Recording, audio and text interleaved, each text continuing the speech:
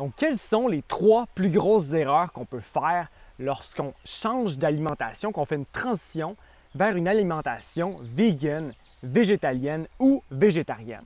Donc, peu importe que ça fasse une semaine que tu aies fait ta transition, 1 mois, 3 ans, 10 ans, il y a des grosses erreurs que les gens font lorsqu'ils font une transition et qui peuvent amener plusieurs problèmes à long terme.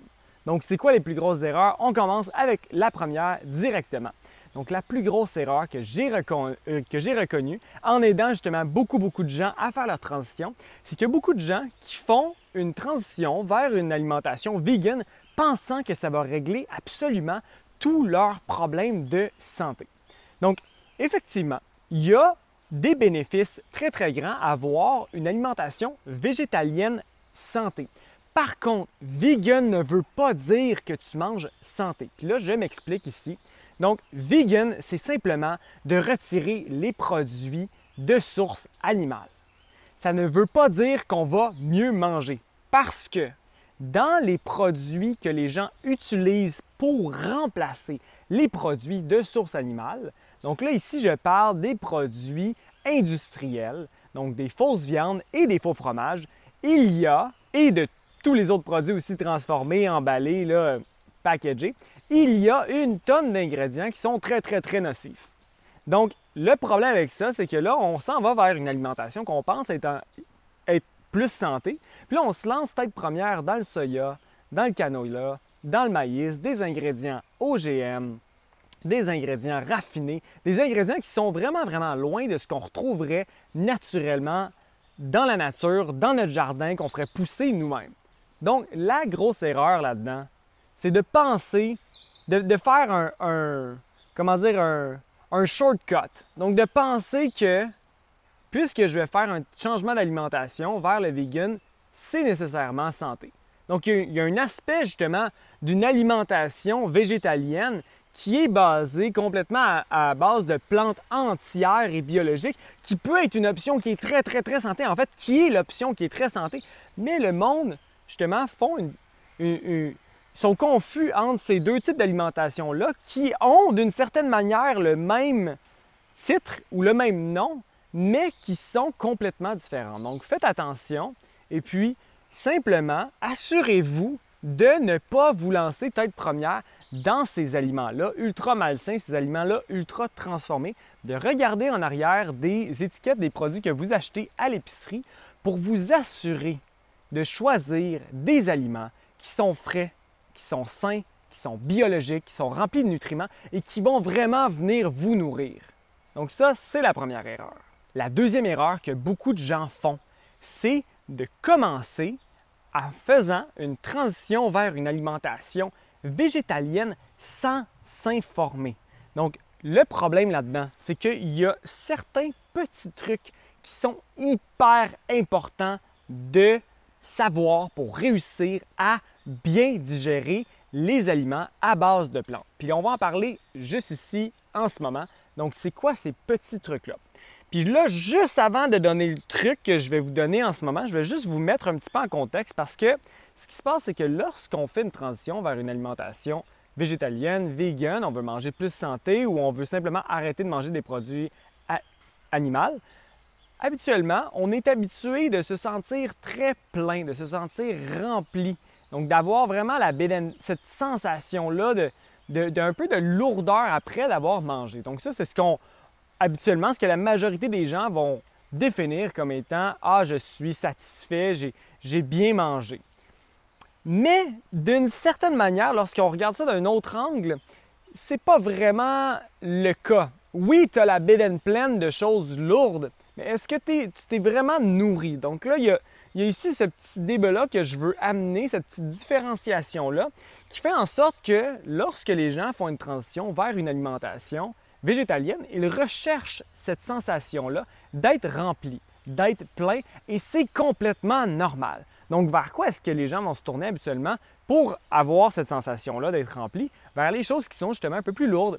Donc, le riz, Ils vont se tourner vers les lentilles, les légumineuses, ils vont se tourner vers les patates, ils vont se tourner vers le pain, ils vont se tourner vers les choses qu'ils connaissent, vers le soya, vers le tofu, les choses qu'ils connaissent qui justement leur donnent cette sensation-là. Donc le gros problème avec ça, c'est qu'habituellement, toutes ces choses-là viennent justement du monde des grains, des graines et des légumineuses. Et ces aliments-là doivent être activés absolument pour être digestes dans leur plein potentiel par notre système digestif. Puis là, je me réexplique ici. Donc, qu'est-ce qu'on veut dire par activer? On veut dire prendre les lentilles ou prendre le riz ou prendre le quinoa, le faire tremper dans de l'eau pendant 4 à 24 heures, tout dépendant, ça va être justement quel ingrédient. Et ensuite, en faisant ça, on vient activer justement cet aliment-là qui va passer de la phase dormante à la phase vivante. Donc, en passant de la phase dormante à la phase vivante, il va se débarrasser de quelque chose qui s'appelle les antinutriments. Donc, il y a des phytoacides dans la grande majorité de ces aliments-là qui, justement, empêchent la graine de germer. Donc là, on va se débarrasser de ça et puis ça va permettre à la graine, justement, ou au grain de germer ou de commencer le processus de la germination. Et puis là, on va transformer cet aliment-là qui va devenir beaucoup plus facile pour notre corps à digérer. Donc ça, c'est quelque chose qui est tellement important. Moi, personnellement, j'avais retiré les légumineuses de mon alimentation parce que j'avais entendu parler de ça, mais je ne l'avais pas vraiment appliqué. Donc ça, c'est, je pense, une des grosses erreurs, c'est de s'empiffrer justement dans ces choses-là qui sont plus lourdes, qui vont venir créer beaucoup de mucus dans notre corps.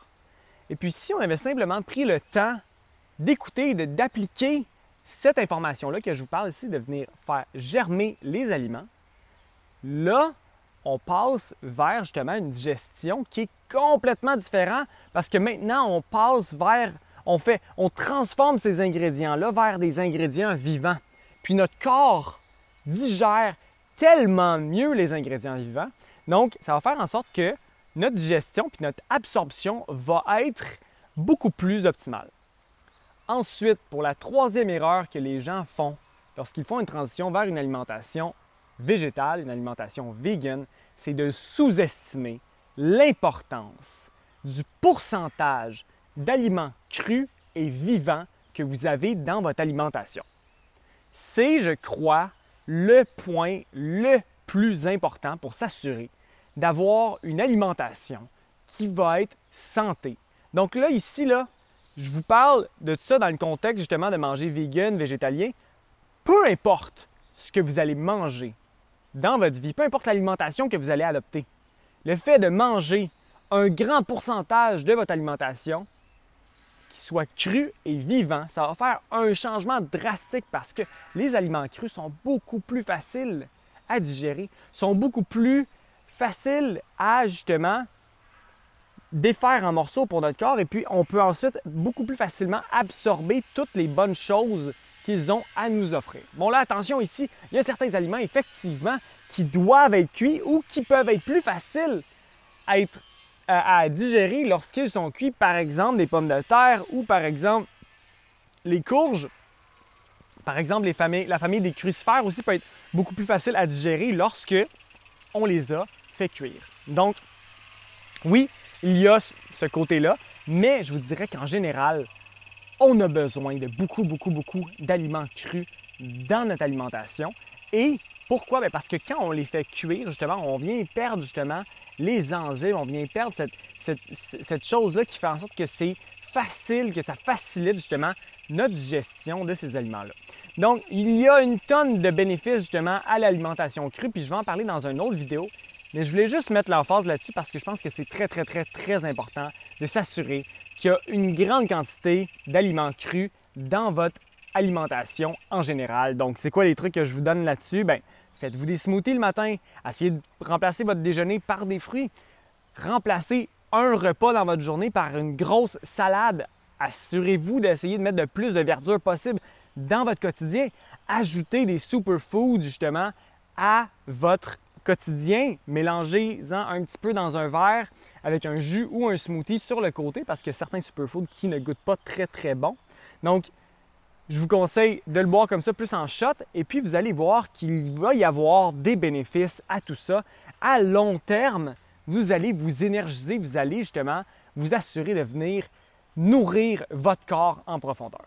Donc j'espère que ça vous a aidé cette vidéo-là.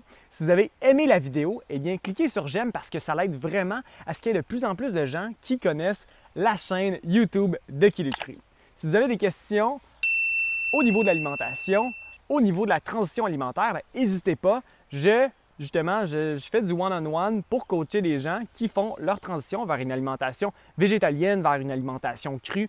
On parle aussi de détox et de plein d'autres sujets qui sont vraiment intéressants. Donc, si ça vous intéresse, contactez-moi, je suis là. Donc, alright, donc merci d'avoir écouté et puis on se voit dans la prochaine vidéo. Ciao!